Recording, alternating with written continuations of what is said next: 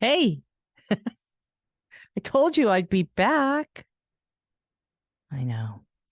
Hope you're having a good day today. It's nice when it's on the heels of a long weekend because your work week is slower or shorter, slower. Well, it could be slow. I don't know. Depends on what you do, right? Sometimes it's good to be busy and then it goes by faster. So, I don't have a plate full of stuff to do. I have a platter filled, and it's been that way for months. And there's been a huge amount of stress placed on my platter. And I make jokes about it, about spinning plates. I feel like I've been spinning plates probably for the last, I don't know how many years. But one thing I did learn through spinning plates is if you have too many plates spinning, you can watch them slowly fall and shatter. And it's hard to stay on top of that because the second that something doesn't go to plan, it can automatically take you out of that spinning mode. And then things start to wobble and it's not fun. But I'm smiling. But I will tell you something. The reason why I'm describing that to you was because the word travail keeps coming up to me. And I know travail in a sense of scripture because, Old English and the language, it's old. It's a 13th century word. Obviously, I wasn't around that long. If I was, I guess I'd be a witch. And some may agree with that and say, yes, she is. She is that way. But no, I don't claim to be. But it's a mid-English Anglo-French word.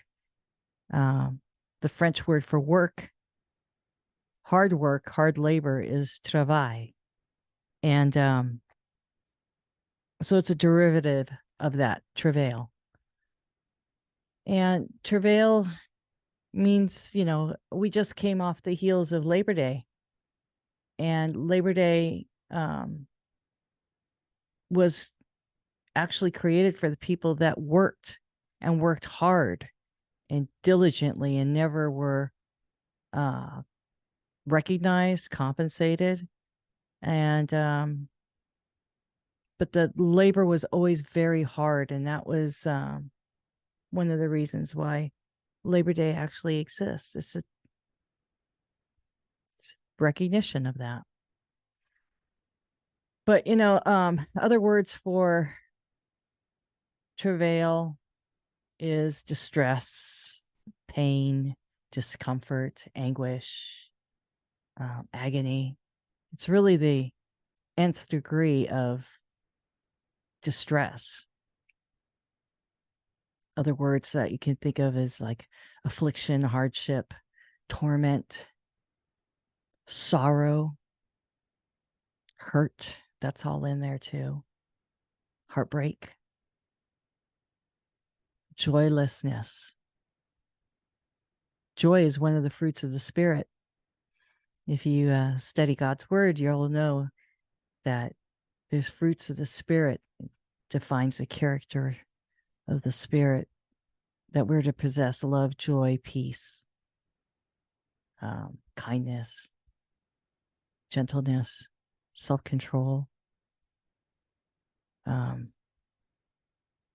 know I'm missing a couple. There's 9 of them. Usually that's how you can tell when you're in a good place. But this is the opposite.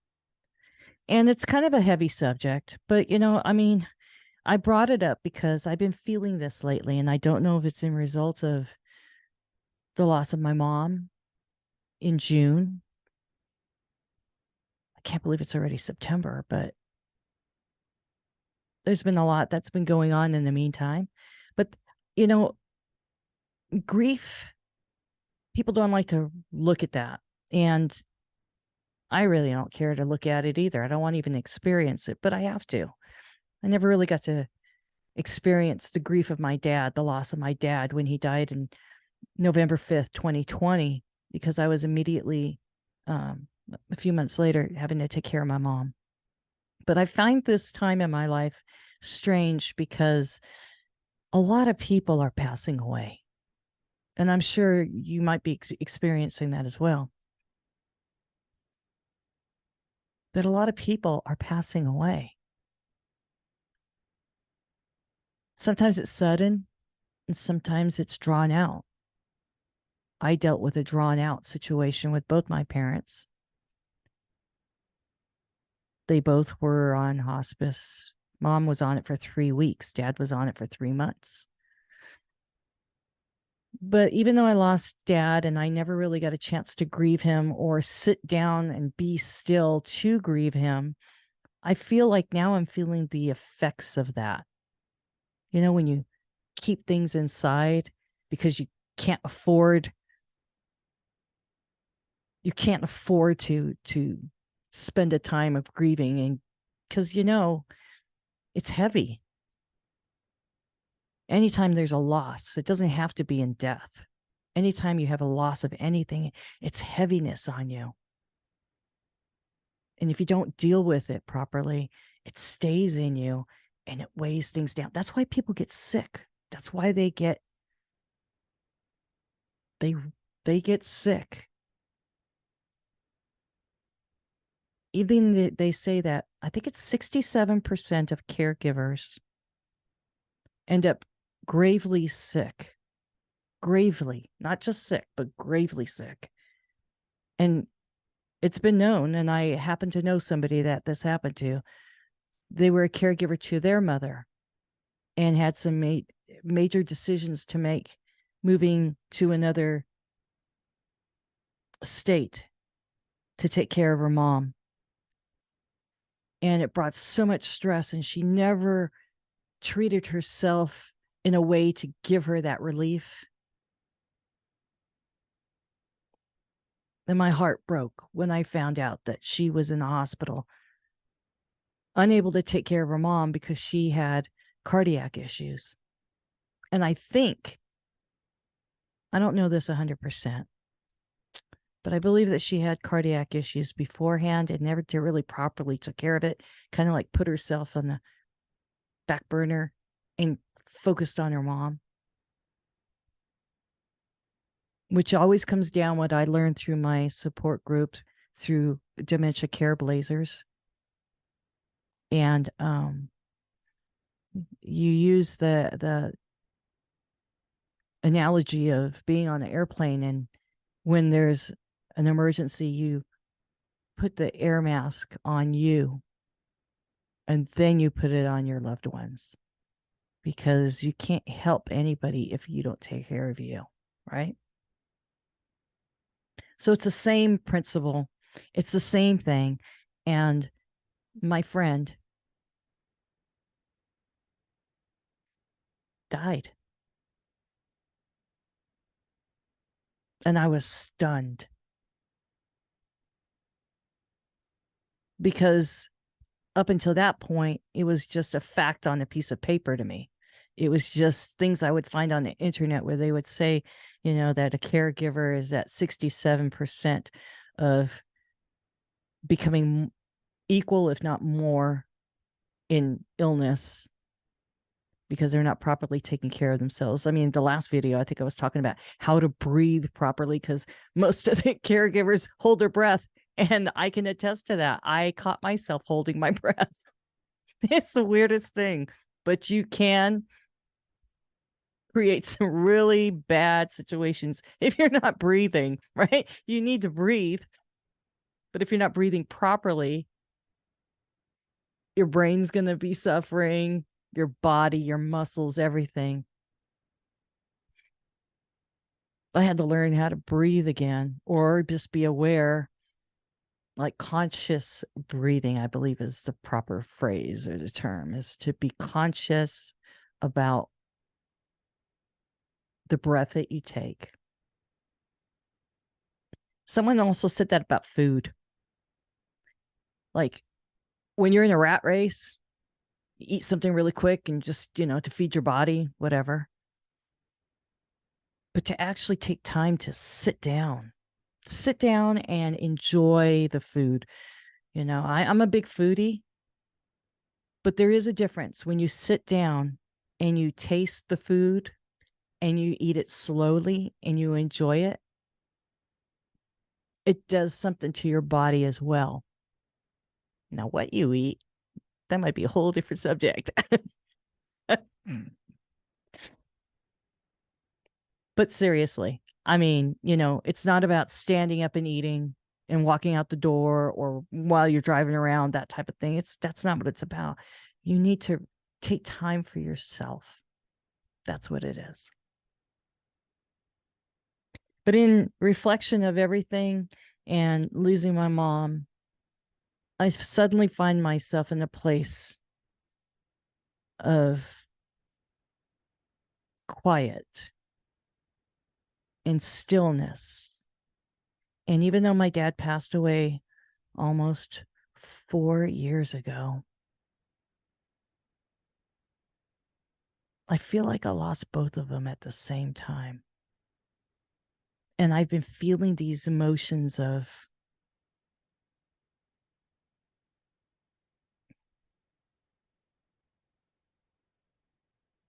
deep, deep sadness. Yeah, of course. Everybody knows it's a loss. Everybody knows that. We've all experienced that. But there's such depth, and there's other things going on in my life that are not good. And I'm sure that's an attribute to the way I'm feeling. But the weightiness of what I feel, I'll give you an example. There were times in my life that I'm a dreamer. I like to daydream, but I'm talking about when I'm sleeping, I will dream in color. I will wake up and I will remember my dreams. And there's people I know that don't dream or they can't remember their dreams. And I'm like, really? I remember everything. So much that I can write it down. And I actually have a journal, if you will, of all the dreams that I've had. And I date it and I kind of think, okay, I kind of wonder, and I don't know anything about this. And, I don't want to be spooky Christian or spooky spiritual person, but I always wonder if the dreams are trying to tell me something. If it's forecasting something, if my spirit being knows something and it's trying to tell me in my subconscious when I'm sleeping, I have no idea. I find it interesting. But there's times when I have a dream and I'm just crying and sobbing and weeping to the point where I wake up with that, you can't catch your breath because you're crying so hard. Little kids usually do that. That they're trying to catch their breath. But I would wake up that way. But there'd be no tears. But in my dream, I'm just sobbing and weeping, and it's so deep. And it's so, I'm not in agony, but it's just deep. It's heavy.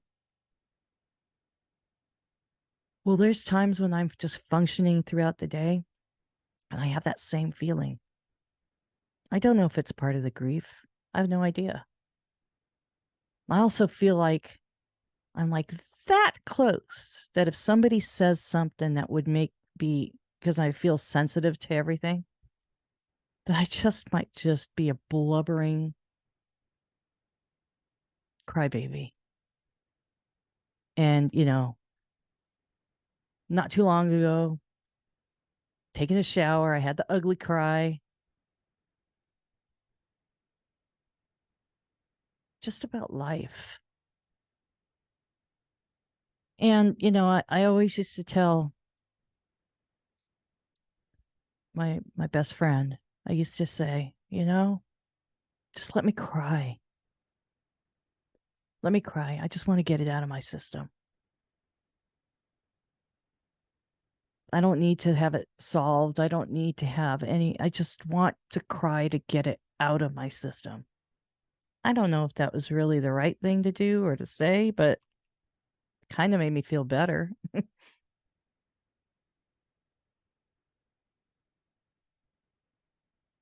But it's that whole travail thing, it's my body is laboring to get through this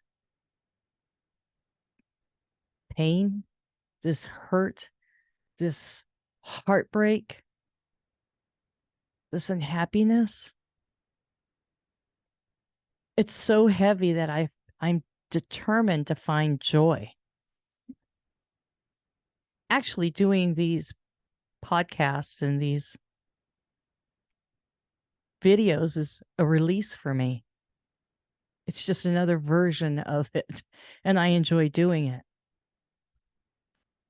But the truth of the matter is there's a lot going on in my life, and I have to get it done. So there's a huge amount of stress. And I do think about that, it's not good for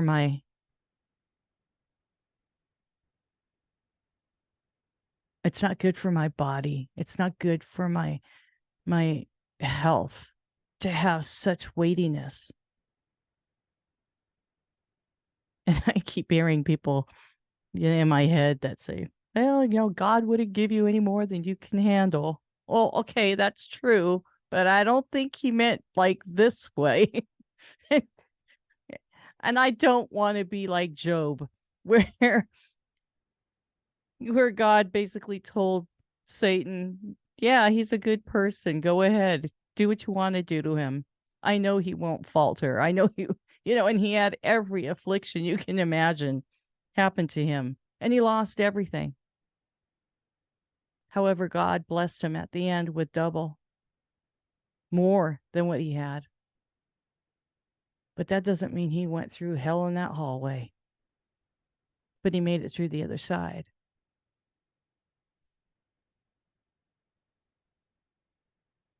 And I hear my mom's voice all the time.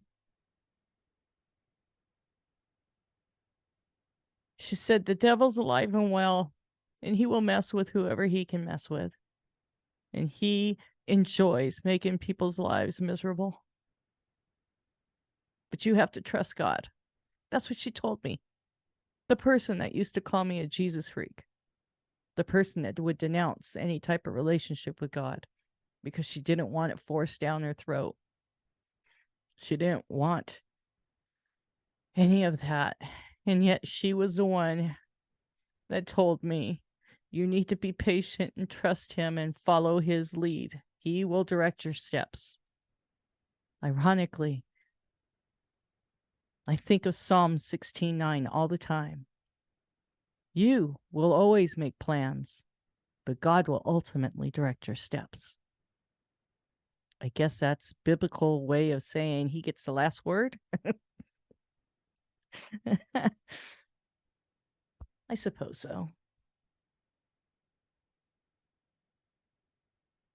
My heart does hurt. And it does feel like I have deep, deep emotions embedded deep within my soul at the loss of my parents. I literally feel like I lost both my parents, like in a car crash, like I lost them together. But it's just that now I have the ability to grieve both of them. But I'm also grieving them in a time where so much is happening in my life. And I just want peace.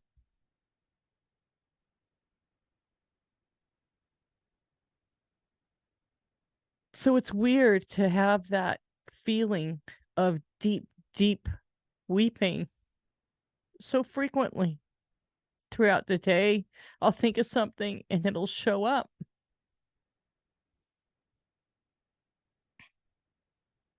And I'm sick of crying. I For years I never used to cry. I used to I used to always talk about that. I don't cry. I don't cry. I don't show my vulnerable side, but I don't know what happened. I got older, life happened, and here I am.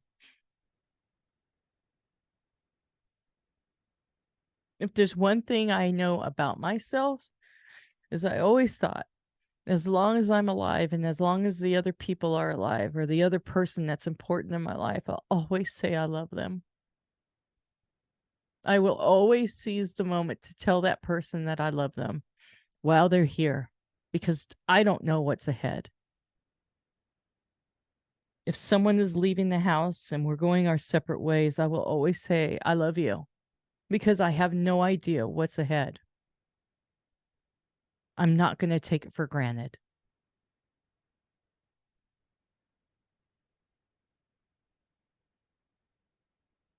I don't regret that. And I'm glad that I'm like that. And you should be that way too. It doesn't mean that you're weak. It just means that you love somebody.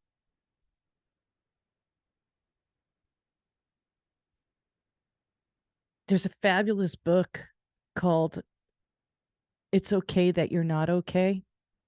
And the author is Megan Devine. And her take, she's a grief counselor, but she lost her spouse.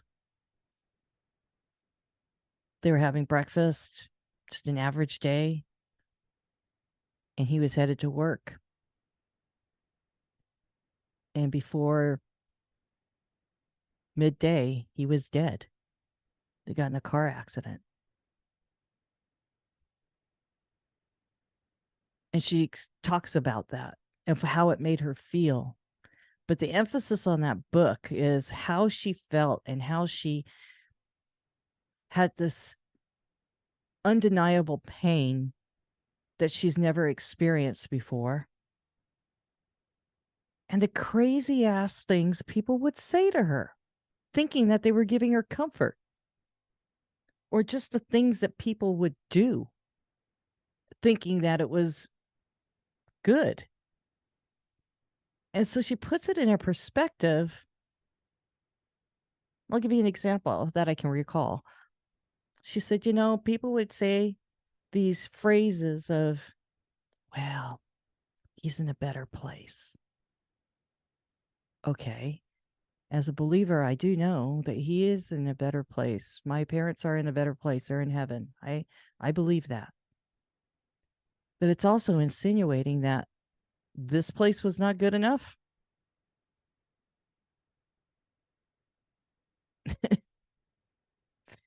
I mean, I understand my parents were older and my parents had ailments, but what about the people that lose young kids or children or nieces and nephews, or people that still have their whole life ahead of them, or that die suddenly in car accidents and stuff like that, And you say, well, they're in a better place.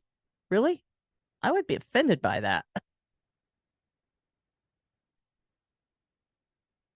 Crazy stuff like that. It's a fantastic book about how people are so uncomfortable with what you are going through, they don't even know how to be around you. And they say the most ludicrous things. They mean well, but sometimes you're probably better off just not saying anything. Just giving a person a hug and just being there for them. I don't know how many people religiously, and I'm so grateful, that just text me and ask, how are you doing today? And it's funny, but it's not. It's kind of like the whole caregiving thing. People say, how can I help you? And it comes down to I don't know. I have so much that needs to be done. I wouldn't be able to tell you what I need because I'm too busy spinning plates, making sure they don't fall. And it's paralyzing. But I have had people just show up. And you know what? That's fantastic because they show up and they see what needs to be done or where I'm at. It's the doing. They actually do it. And I appreciate that so much. It's strange being an orphan.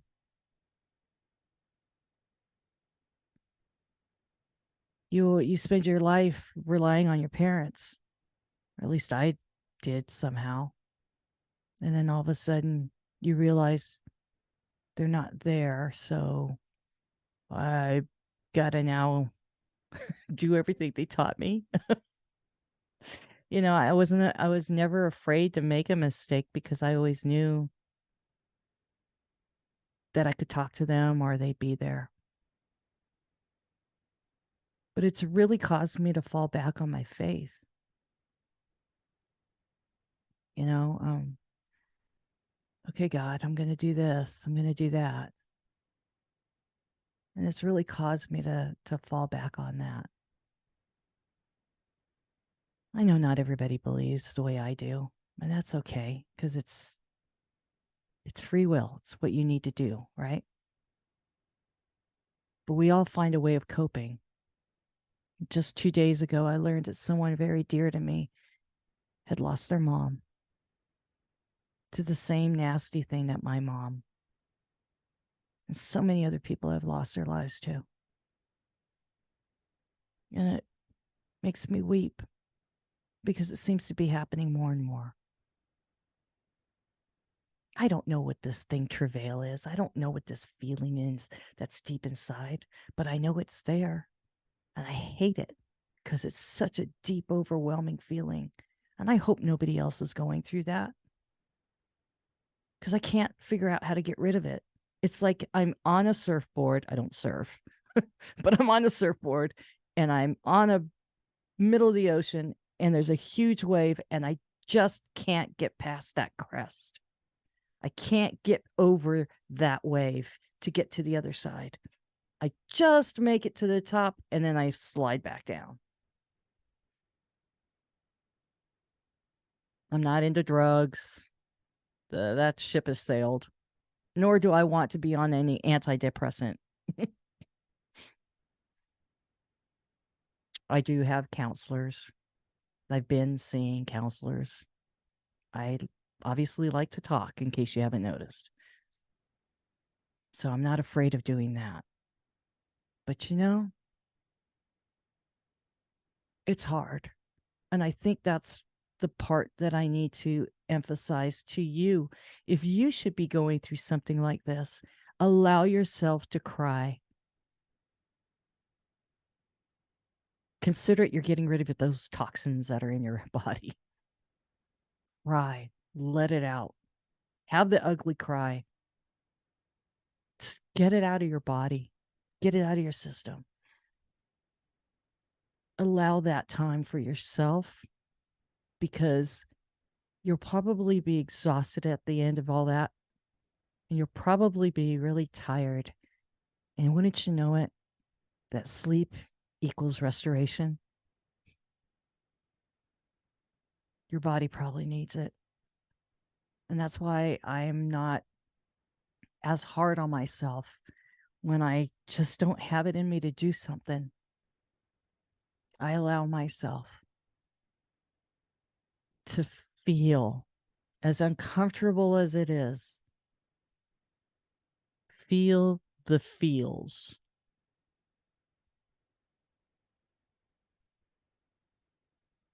I want this to be over with. I want to start feeling normal again. But I know I've got a really long road ahead of me. I'm just asking for God to give me the grace and the ability to move forward. Because sometimes, more than not, I feel stuck. But that's okay. I'm talking about it and I'm seeing it. And I would just want anyone else that's going through this, and I know there's people that are watching that are going through similar things. It's okay to cry. You don't need to be stoic and you don't need to be tough. Just let it out. Because it friggin' hurts.